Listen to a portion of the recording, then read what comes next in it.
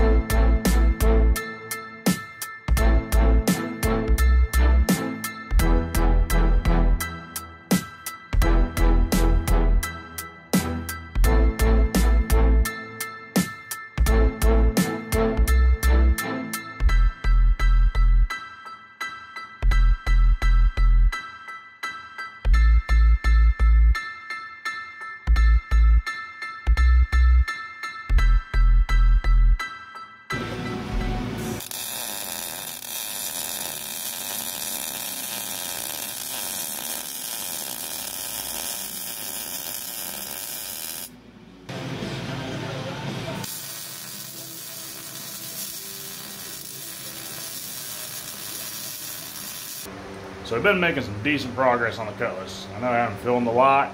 Trying to just get some work done, trying to get stuff in and out. About to start moving into phase 2 of my ultimate plan here.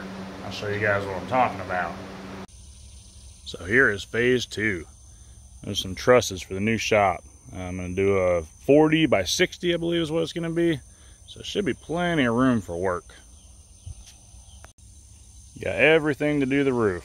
All I got to do still, get the poles. I got all the metal for the roof, but I got to get everything that holds it up in the air and still do siding, but there's a start at least.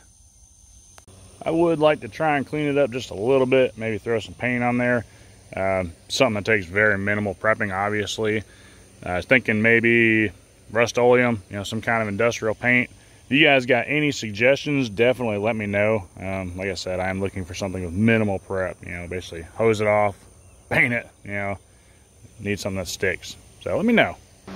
So now you see that, I got a lot more materials that I got to get, got a lot more money coming out of pocket to get this thing built. So I'm trying to get some stuff going, kind of help fuel that. We got the bridge all ready, about to throw it in today. I got the inside plates already done on the frame. You guys see me do the outside plates, so you know that's done already. So we're gonna keep moving forward.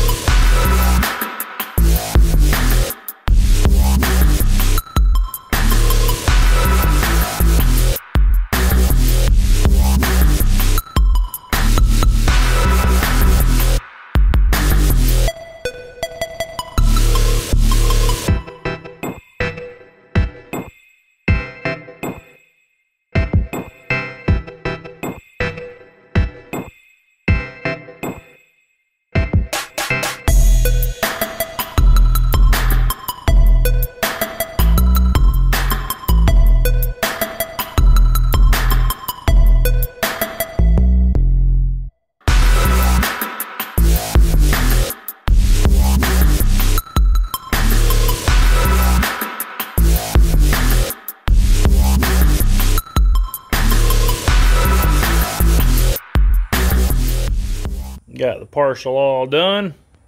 Got the bridge in there, as you can see. Didn't really film it. You guys have seen me put bridges in before.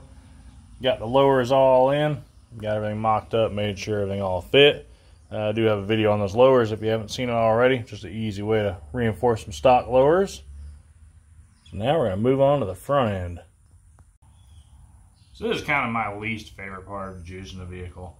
Taking all the stock stuff out, that kind of sucks. Springs, they're really big. They're under a lot of tension.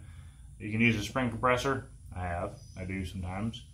Kind of wondering if I should do it this time or not. I've done the passenger side already. Decided I might try and just cut the springs apart. Usually I don't have a torch. I'll heat them up, get them hot, collapse the spring. It takes a lot of pressure off. It's pretty nice, easy way to do. Unfortunately, I need to buy a new torch set. I've got full bottles.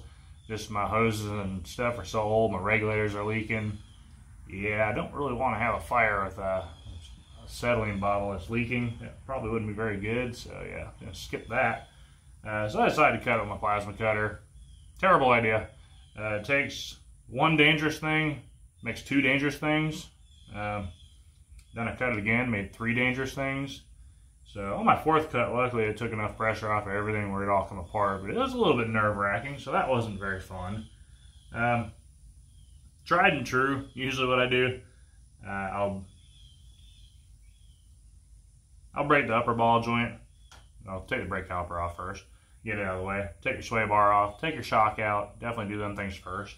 But then I'll break my upper ball joint, kind of let everything sag, droop all the way as far as it can. You know, let the jack down, I'll be off to the side. Most of the time, spring ain't gonna fly out, but I'm not gonna take any chances. Ask me how I know. This hand, it's been a while. But yeah, I'll let it all come down. The spring will pretty much stay in there under tension. And I'll get like a shovel or a pry bar or something really long. I'll get in the front, just ping, pop it out. It'll go flying across the shop. This is kind of a smaller area, so I don't really want to do that. And I like to hit something, fly back, hit the car. I do, you know, how things go for me. So kind of determining what I want to do on this one. Probably end up putting the spring compressor in there, like I did in Impala. The bad thing about my spring compressor, and pretty much every other spring compressor I've used, once you get it compressed and get it out, it's super dangerous then.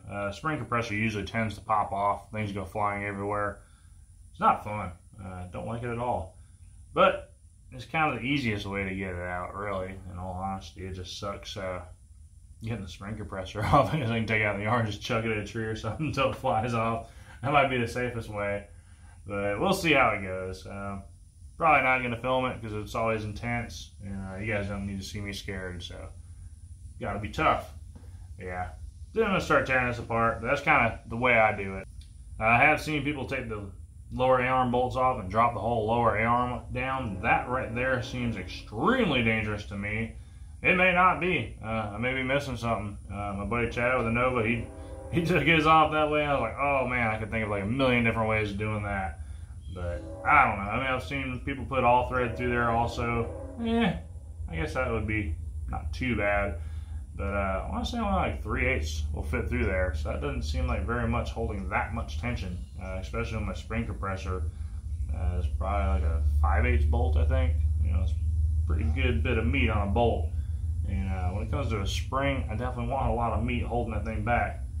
But I'm going to start tearing into this. Like I said, I take the brake caliper off first. I've got me a little hook, put in the hole of the frame, hook it up there so it doesn't put tension on the brake hose. Take your sway bar off. Definitely take your shock out. Get that thing out of the way. I do see a lot of people, you know, basically take the shock off up here, pull the A-arm down, and then you're really fighting something dangerous. You know, trying to pull the shock out with a bunch of tension on a spring, plus everything's all bent. It seems like a nightmare to me. But yeah, pull the shock out, break your upper ball joint, let everything droop down with the jack, and then kind of fight the spring out, I guess. That's how I'm going to do it. I'll get back with you and let you know how it works. So, judging by that spring compressor there, you probably figured I used the spring compressor. Nope.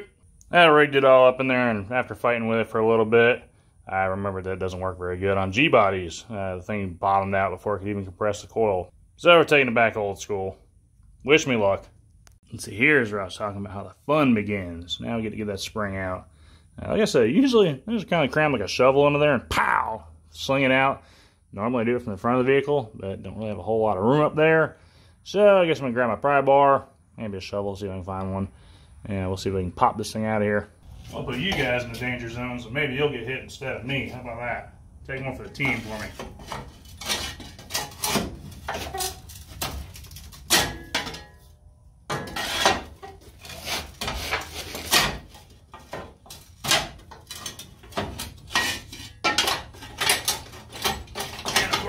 Compressor would get in the way. Why wouldn't it? And the jack.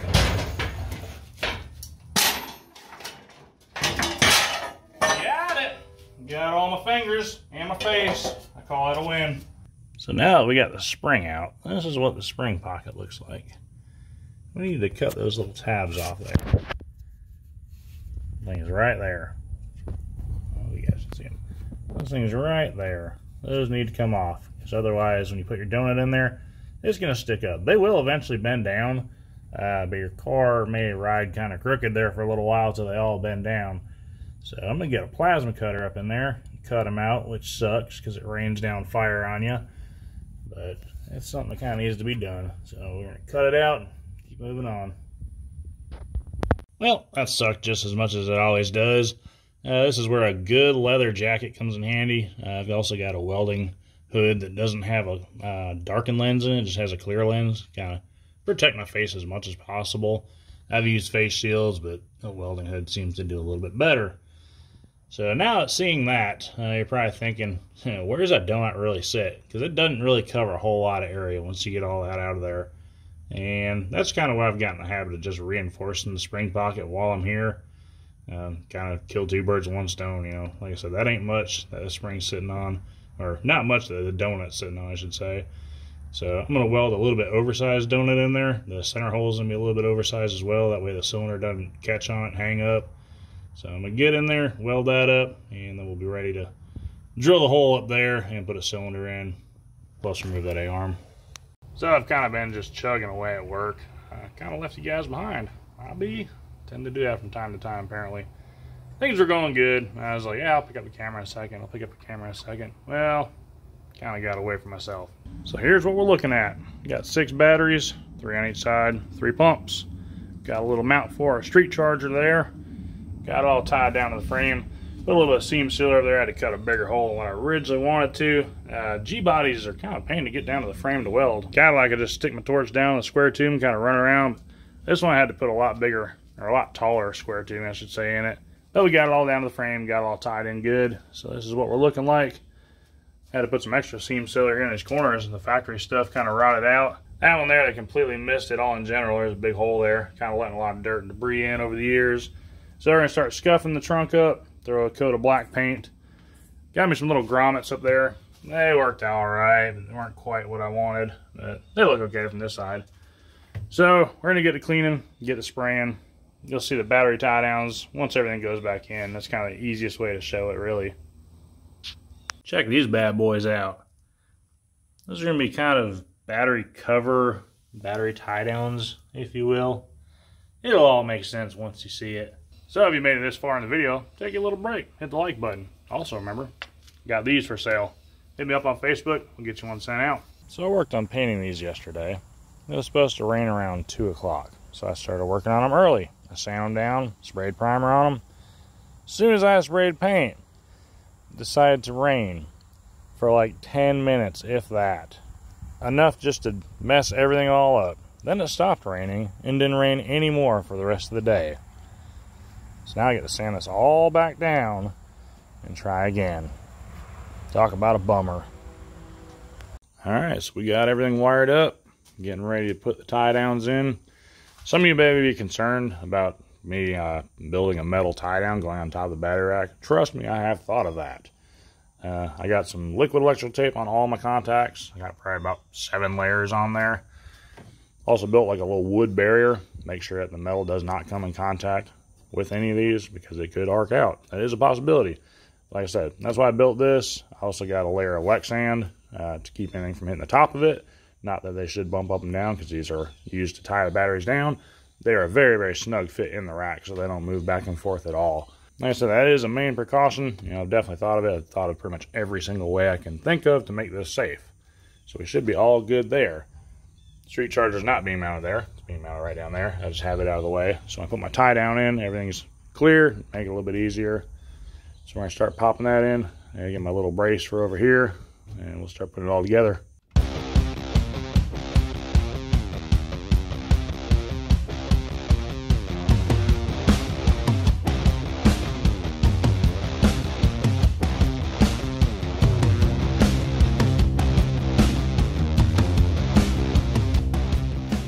So we got our battery covers in, got a street charger, got the pumps put in too, got our little ground handle. If you haven't seen that video, check it out. Got it all wired up, all plumbed up. About to see what it does. Also got this little fancy thing, booyah. Added a few more lights in there. We're originally just going to do some lights under here, but I had some left over, so I put them under the rack. Got that bad boy shining down there. Also put some up above the pumps. Like I said, just leftovers. You know, threw it in there. So you guys might see that battery cover back off. No, this isn't a video from before. I made a rookie mistake, and I kind of should have known it. Seeing as these are Delta dumps, back in the day they used to be able to run off of 12 volts. The old Reds dumps, they used to be run off 12 volts. I know Italians are run off 24. I know Adels, 8Xs are run off 24. So I told myself, this is going to be a street car. I'm just going to run off of 12 volts. Well, I jacked it up, went to dump it, and nothing worked. I was like, oh man, what's going on? Now I shortened my wires under here. I got my negative just coming out, wrapped around the pole, like the Hulk was done. I liked it, looked cool. I was like, maybe that's the problem. Took it off, grounded it to here, still didn't work. And then I thought to myself, 12 volts, that's what did it. So, I had to move my switch wire up one, not a big deal. Did tell me that this can come off with all the stuff inside the car, so that's kind of a good thing, I guess, if it ever has to be serviced. Hopefully it won't have to be serviced for a very, very long time.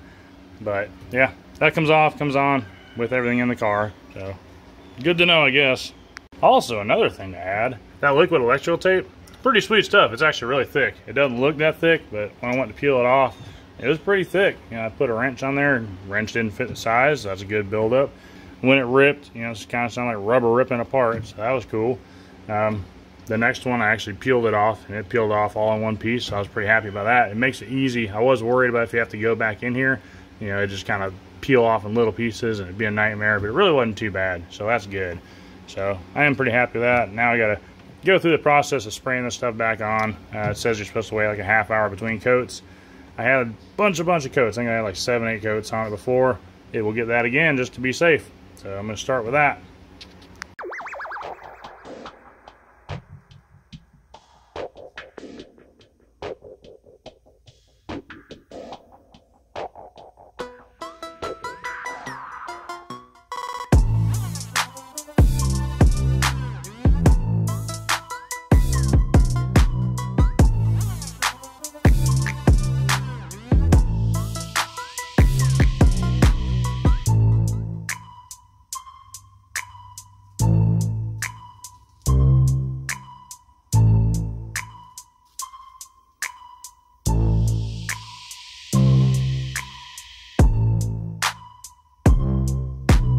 So this thing's pretty original. I'm like one of the first people to be in it, that's for sure. Run the street charger power. Yeah, the factory plastic's still up there. That's pretty sweet. Put it back. Got the charger run all through the factory wire harness there, and the little plastic that they got from the factory. There's a little bit of it there. Baby owl. Look at that. All original insulation. Put it all back. I found the build sheet also. There's the build sheet. Unfortunately, all the ink is gone off of it. Kind of sucks, but it's cool to see it there.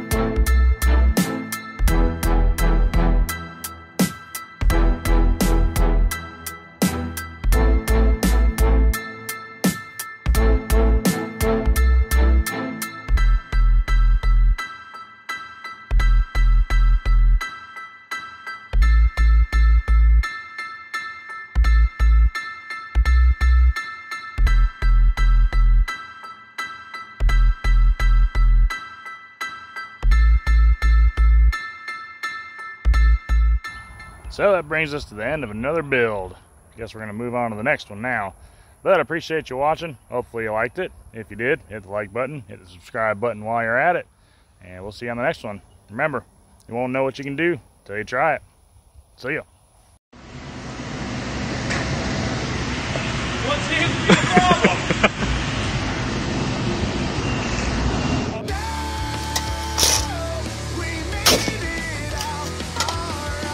Good shot. Got away free. It lives to die another day.